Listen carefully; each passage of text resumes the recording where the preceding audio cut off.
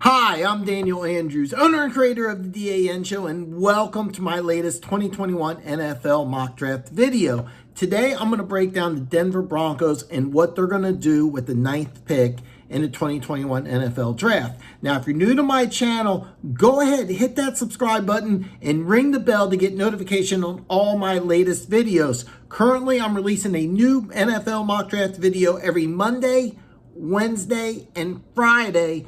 Plus, every Friday night, 7 p.m. Central Standard Time, I go live on YouTube. So if you're a fan of football, join the show. I talk all 32 teams, any NFL topic that you choose.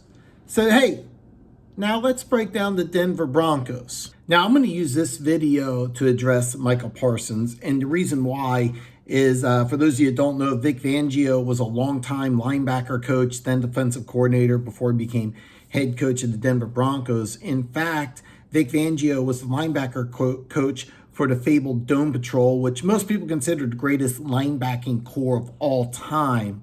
So when you have an old school linebacker coach and the best defensive player is a linebacker in Micah Parsons, it makes a lot of sense for these two to go hand in hand.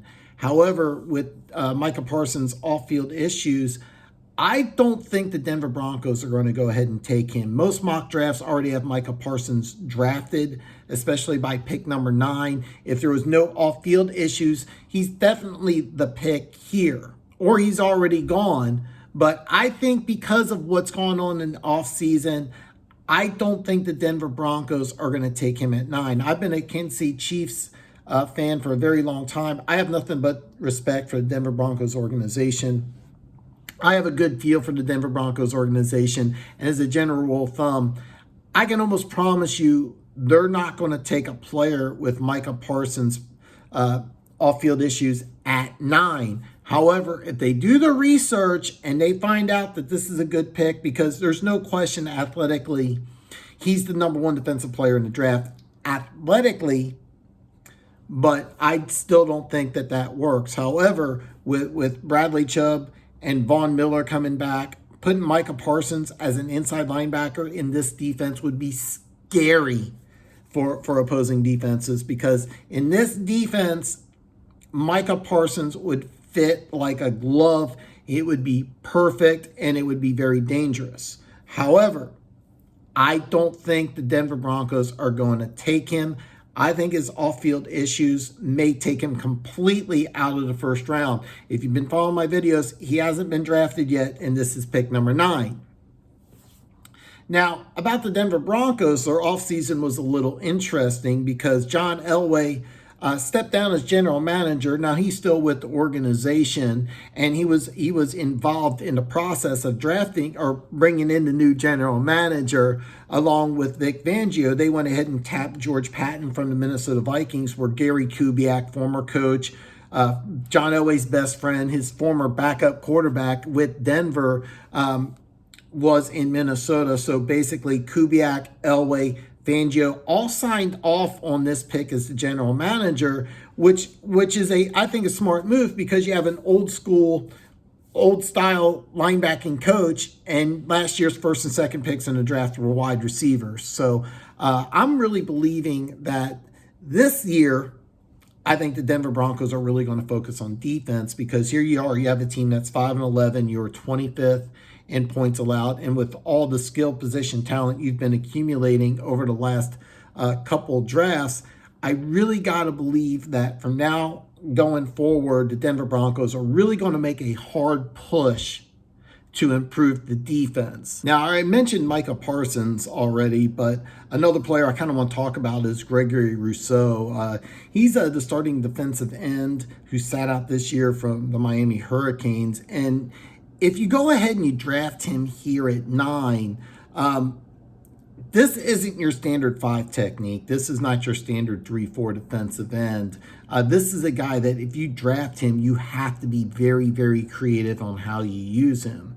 Now, this guy would play end in nickel and dime situations, ideally, because look at the division that you're in. You're in the AFC West. Your number 1 opponent's Kansas City. Kansas City is a passing team, uses a lot of 3 and 4 wide receiver set. So getting a guy like Rousseau makes a lot of sense here.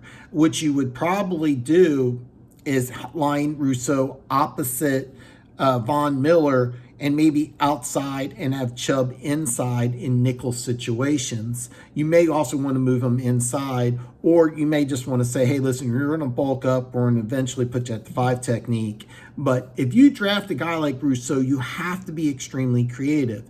At the University of Miami, they ended up using him as a 0 technique, and he was extremely productive in that position. I don't see that happening in the NFL. I think he'd be better suited on the outside, but with his extreme athleticism, this pick here would have offensive coordinators up at night with Von Miller coming back and Bradley Chubb really playing well on the other side.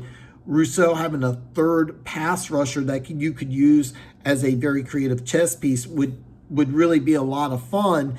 It would be a very creative defense. You have to find the right way to use them. This is not a plug-and-play guy. This is a guy that you'd have to move around and use in different types of situations. So it would be a creative pick. I think 9 is close to the spot of where you want to use them. I think you get decent draft value here if you use Rousseau here.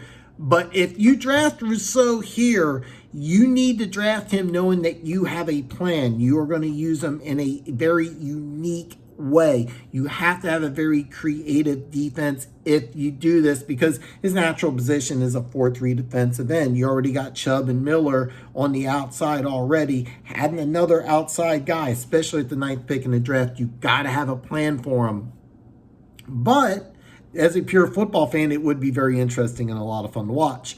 Another player that I think is a sleeper here, but makes a lot of sense, is Christian Barmore. He's a defensive tackle out of Alabama. This is a redshirt sophomore who is extremely, extremely raw. However, the Broncos released Jarrell Casey. That didn't really work out for him. This is your classic 5 technique. This is a plug-and-play guy. Barmore is actually not even in a lot of first round mock draft. So why do I have him here at 9? Because of Von Miller and Bradley Chubb on the outside. You get an interior pass rush with a high risk, high reward type of player like Barmore. All of a sudden your defensive front 7 is a monster. This turns into be one of the better defenses in the National Football League if you have him live up to his potential. If you watch National Championship game, he had 2 sacks. When you are a standout and you clearly stand out on an Alabama defense, you are a very, very good football player. It's very rare that a guy doesn't even start one full season and he declares for the NFL draft. This guy is that good. If the Denver Broncos draft this guy and they're able to tap into that potential, he has all the tools to be a Pro Bowler, along with Bradley Chubb on one side, Von Miller on the other side. That Denver Broncos defense becomes extremely unique and very, very good. Before I reveal my pick, I wanted to address that there's a lot of mock drafts with the Denver Broncos taking a tackle here.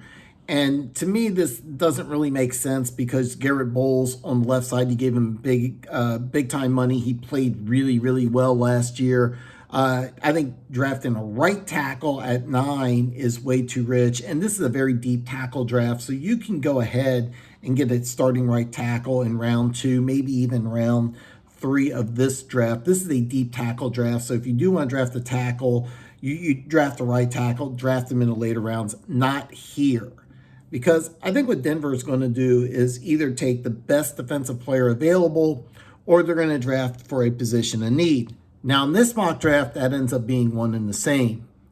With the 9th pick in the 2021 NFL Draft, the Denver Broncos select Patrick Surtain, 2, quarterback out of Alabama. Now, the Denver Broncos released A.J. Bowie last month. This guy replaces him. He's an instant day 1 starter. I have a major draft crush on this guy. I loved his dad as a player. His dad played corner in Kansas City for several years, and he was a really good football player. His son has all the tools and the skill set to actually be better.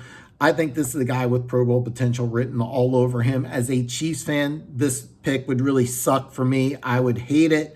But if I was a Broncos fan, I would love it because I think that this is going to be a Pro Bowl caliber corner. I think this guy is going to be really, really good. And if this ends up being the pick for the Denver Broncos, this is a great pick. Now, earlier in my mock draft, I had Caleb Farley going 6 to Philly. If that ends up being Surtain, then Farley's the pick here at 9. I don't see any way that both Farley and Surtain are gone when Denver picks at 9. I don't see that being a possibility at all. So I think it's fair to say that either one of those corners will be the pick here, the way my mock draft goes.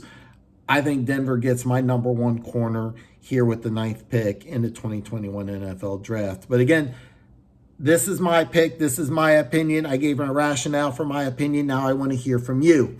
What do you think? Did you like the pick? Did you boo me? Let me know. Drop a comment below.